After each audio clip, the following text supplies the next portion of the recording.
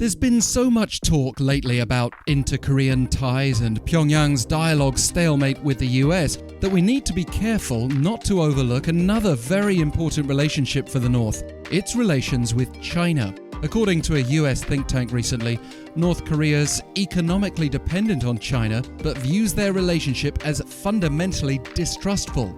Their unique relationship, as the Wilson Center puts it, isn't just seen as a source of interest in Washington, but a major factor influencing whether the North will denuclearize. The Wilson Center's view is that China would prefer the de-Americanization of the Korean-peninsula rather than its denuclearization, and that Beijing would see regime change in the North as a risk because it could promote stronger American influence. So if the US and South Korea can't rely on Beijing's help to bring about denuclearization, how does Pyongyang view China? Are they really as close as lips and teeth, as the old saying goes?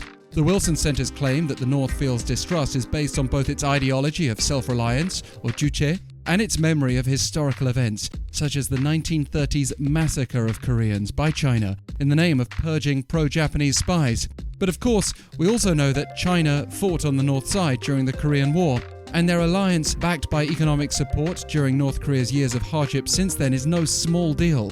While exports from China to North Korea have plummeted during the pandemic, they did start to rise again in June and July, and North Korea is seen to be preparing to soon resume land-based trade, which makes up the bulk of it. As for trust, this is a direct quote from leader Kim-Jong-un on the occasion of the 60th anniversary of a friendship treaty between North Korea and China. Despite the unprecedentedly complicated international situation in recent years, the comradely trust and militant friendship between the DPRK and China gets stronger day by day.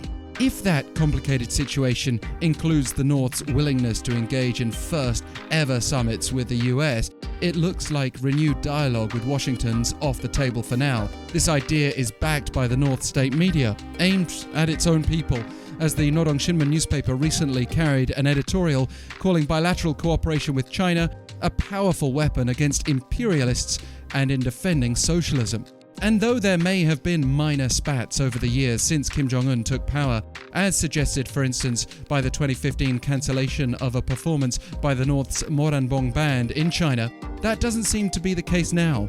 Kim's offered other recent indications, from vowing to raise their friendship to a new strategic point as required by the Times, to expressing support for China's flood recovery efforts this summer, even as the North has been struggling with its own food crisis. Kim was rewarded with a letter from Chinese President Xi Jinping pledging to defend, consolidate, and develop relations.